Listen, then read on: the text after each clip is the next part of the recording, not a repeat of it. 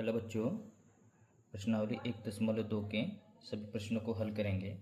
पिछले वीडियो में हम लोग प्रश्न संख्या 1 और 2 को हल किए थे। आज हम लोग इस प्रश्नावली के बाकी बचे हुए प्रश्नों को हल करेंगे। प्रश्न संख्या 3 में क्या दिया है कि अभाज्य गुणनखंडन विधि द्वारा निम्नलिखित पूर्णांकों के एचसीएफ और एलसीएम ज्ञात कीजिए। ऐसे प्रश्नों को हम लोग हल कर चुके हैं जिसमें 2 अभाज्य संख्याओं का एलसीएम और एचसीएम निकालना था। इसमें 3 संख्याएं दिए हैं। कैसे करेंगे? 12 का अभाज्य गुणनखंड करेंगे तो 2 से 6 बार में, फिर 2 से 3 बार में और 3 से 1 बार में। 12 क्या आ जाएगा? 2 गुणे 2 गुणे 3, 2 की घात 2 गुणे 3। 15 का करेंगे अभाज्य गुणनखंड 3 से 5 बार में और 5 से 1 बार में, तो 15 का आ जाएगा 3 गुणे 5। ऐसे ही 21 का अभाज्य गुणनखंड करेंगे तो 3 से 7 बार में, 7 से 1 बार में। 21 का क्या आ जाएगा? 3 गुणे 7। अब एचसीएफ और एलसीएम ज्ञात करना है। एचसीएफ हम बताए थे कि प्रत्येक अभाज्य गुणनखंड के उभयनिष्ठ और उभयनिष्ठ में भी सबसे छोटी घात। देखिए इसमें क्या उभयनिष्ठ है? तीनों में हम लोग को दिख रहा है कि 3 उभयनिष्ठ हैं और 3 की घात भी 1 है, तो एचसीएफ हम लोग का 3 हो जाएगा। एलसीएम में बताया था कि प्रत्येक अभाज्य गुणनखंड का सबसे बड़ी घात। तो देखिए इसमें 2 है, 2 की बड़ी घात 2 है,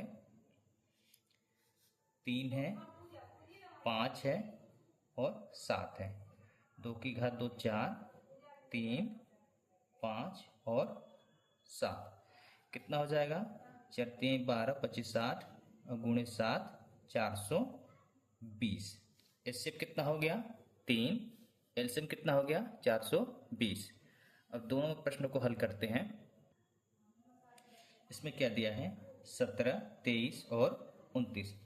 देखिए तीनों ही अभाज्य संख्याएं हैं। 17 का अभाज्य गुणन करेंगे तो 17 से 1 बार में जाएगा, तो 17 गुणे 1। 23 का अभाज्य गुणन करेंगे तो ये 23 से 1 बार में जाएगा, 23 का 23 गुणे 1। और 29 का अभाज्य गुणनखंड करेंगे तो 29 से 1 बार में जाएगा, तो 29 का 29 गुणे 1। तो इसमें एचसीएफ और एलसीएम ज्ञात करना है। एचसीएफ देखिए किसी में कोई कॉमन नहीं है, अगर कोई कॉमन नहीं रहता है तो एक कॉमन होता है। देखिए 1 है यहाँ पे, तो उसका एचसीएफ हो जाएगा हम लोग का 1। और एलसीएम हो जाएगा हम लोग का 17 गुणे 23 गुणे 29। गुणा कर लेते हैं हम लोग। 23 का गुणा कर लेते हैं 17 से, 17 की किसी 1 2 7 दूनी 14, तो 16 3 2 1 9 3 कितना जाएगा? 391 इंटू 29। इसका भी गुणा कर लेते हैं। 391 का 29 से 9 का 1, 81 का 1 8, 29 27 और 8 35, 9 1 2, 18 के 8, 6 1 7, 9 3 3, 10 1 11। एलसीएम कितना आ गया? 11 3 3 9। एचसीएफ कितना आया? 1। एलसीएम कितना आया? ये। 3 नंबर प्रश्न में क्या दिया है? 8 9 और 25। 8 का करते हैं 2 से 4, फिर 2 से 2, फिर 2 से 1। 8 का आ गया 2 गुणे 2 गुणे 2, 2 की घात 3।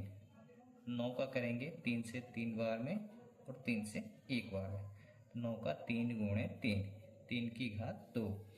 25 का करेंगे 5 से 5 बार में और 5 से 1 बार में, 25 का आ गया 5 गुणे 5, 5 की घात 2। अब इसमें हम लोग को एचसीएफ और एलसीएम ज्ञात करना है। देखिए कोई कॉमन नहीं दिख रहा है, तो इसमें 1 बचेगा सब में, गुणे 1 गुणे 1 गुणे 1। एचसीएफ क्या हो जाएगा हम लोग का? 1। एलसीएम क्या बच रहा है? 2 की घात 3 8, 3 की घात 2 9, 5 की घात 2 25।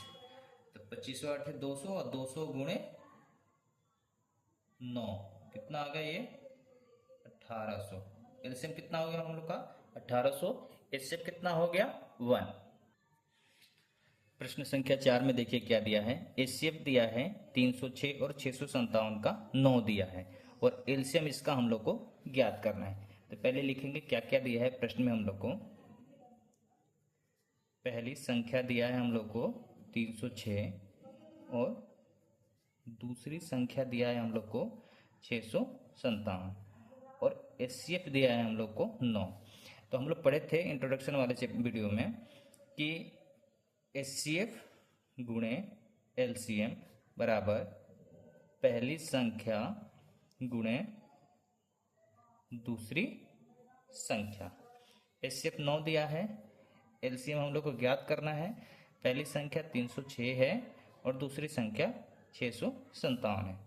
तो एलसीएम ज्ञात करेंगे इसका 306 गुणे 657 और ये गुणा में इधर आएगा तो भाग में हो जाएगा। हम 9 से कटाएंगे इसको तो 29 27 और 9 चौके 36, 34 गुणे 657 गुणा कर लेते हैं इसका हम लोग 657 का 34 से 7 चौक 28 के 8 2 20 2 22 2 24 2 26 21 के 1 2 15 2 17 7 1 18 1 19 8 3 12 13 3 11 1 2 और 2 22 33 और 8। ये हम लोग का एलसीएम हो जाएगा। प्रश्न संख्या 5 में देखिए क्या दिया है कि जांच कीजिए कि क्या किसी प्रकृत संख्या n के लिए संख्या 6 की घात 1 n अंक शून्य पर समाप्त हो सकती है। देखिए ऐसे प्रश्नों को समझने के लिए क्या दिया है कि n प्रकृत संख्या के लिए 6 की घात n क्या अंक शून्य, उसकी इकाई अंक शून्य पर समाप्त होती है। देखिए n क्या दिया है हम लोग का, प्रकृत संख्या 6 की घात n। अगर हम लोग n बराबर 1 लेते हैं तो 6 की घात n क्या आ जाएगा 6। अगर n बराबर 2 लेते हैं तो 6 की घात 2 कितना आ जाएगा 36। अगर n बराबर 3 लेते हैं तो 6 की घात 3 कितना आ जाएगा 216। शून्य आ रहा है, नहीं दिख रहा है। अगर इकाई अंक पर शून्य आएगा तो वो संख्या 10 से अवश्य विभाज्य होगी। अगर संख्या शून्य पर समाप्त होगी तो वह अवश्य 10 से विभाज्य होगी, क्योंकि अगर इकाई अंक पे शून्य आएगा तो वो संख्या 10 से विभाज्य होगी ही। और 10 का अभाज्य गुणनखंड क्या होता है, अगर 10 का अभाज्य गुणन करेंगे तो 2 गुणे 5 होगा। और इसमें क्या संख्या दिया है हम लोग को 6 की घात n। तो 6 की घात n का अगर हम लोग अभाज्य गुणनखंड करेंगे 2 गुणे 3 की घात n क्या आ जाएगा 2 की घात n गुणे 3 की घात n। तो 2 तो आ रहा है इसमें लेकिन 5 नहीं है। 5 नहीं है इसका मतलब इसके इकाई अंक पे शून्य नहीं आएगा। 6 की घात n का अभाज्य गुणनखंड 5 नहीं है। अतः 6 की घात n किसी भी प्रकृत संख्या n के लिए अंक शून्य पर समाप्त नहीं होगी। शून्य पर समाप्त होने के लिए उसका फैक्टर 2 या 5 आने चाहिए, तभी वो संख्या 10 से विभाज्य होंगी। लेकिन इसमें क्या दिया है 6 की पावर n है तो उसका फैक्टर 2 और 3 आ रहा है, 2 आ रहा है 5 नहीं आ रहा है, इसलिए ये संख्या 10 से विभाज्य नहीं होगी। प्रश्न संख्या 6 में क्या दिया है कि व्याख्या कीजिए कि 7 गुणे 11 गुणे 13 जोड़ 13 और 7 गुणे 6 गुणे 5 गुणे 4 गुणे 3 गुणे 2 गुणे 1 जोड़ 5 भाज्य संख्याएं क्यों हैं। चलिए इसको हम लोग जांचते हैं कि भाज्य संख्या है कि नहीं है। 7 गुणे 11 गुणे 13 जोड़ 13, भाज्य संख्या क्या होती है? जो 2 से पूर्णतः विभाजित हो जाए या जिसके गुणनखंड, हम लोग पहले चैप्टर में पढ़े थे कि भाज्य संख्याओं को हम लोग अभाज्य संख्याओं के गुणनखंड के रूप में लिख सकते हैं। देखिए इसमें 13 अगर कॉमन हम लोग लेंगे तो 7 गुणे 11 प्लस 1, 13 अगर कॉमन हो गया तो 77 प्लस 1, 13 गुणे 78, तो 13 गुणे 78 आ गया। इसको लिख सकते हैं हम लोग 13 गुणे 6 और 13 2 गुणे 3। देखिए ये सभी अभाज्य संख्याएं हैं, तो अभाज्य संख्याएं के गुणनखंड हम लोग देख सकते हैं, तो क्या आएगा? ये भाज्य संख्या है।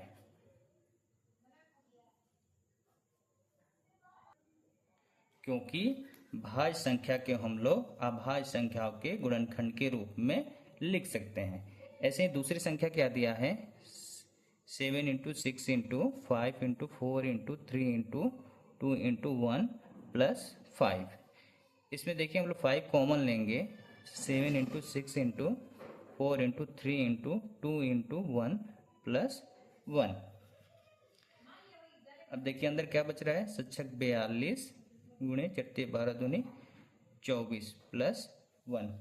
अगर इन दो इसका गुणा करेंगे हम लोग तो 1008 आएगा प्लस 1, और ये कितना आ जाएगा? 1009।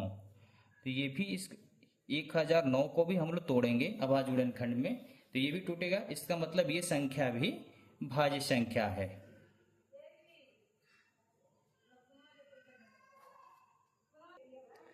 प्रश्न संख्या 7 क्या दिया है कि किसी खेल के मैदान के चारों ओर एक वृत्ताकार पथ है।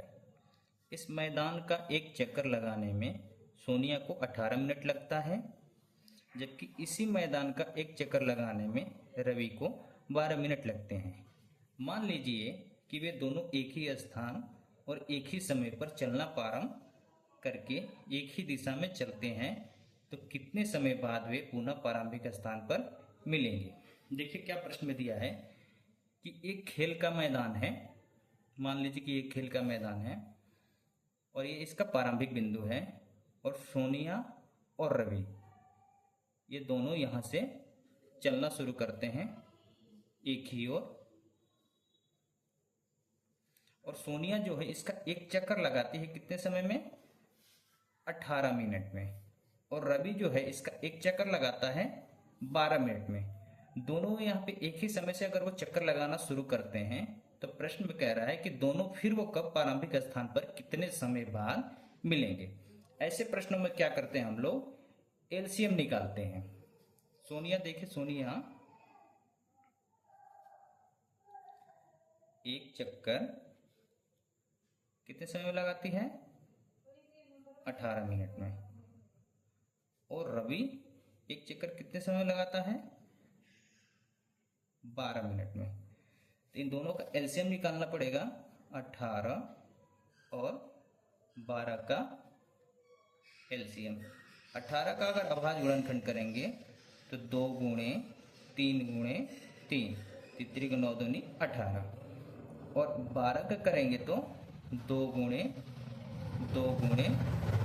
3, 3 दिन 6 दूनी 12। देखिए इसको लिख सकते हैं 2 गुणे 3 की घात 2, और इसको लिख सकते हैं 2 की घात 2 गुणे 3।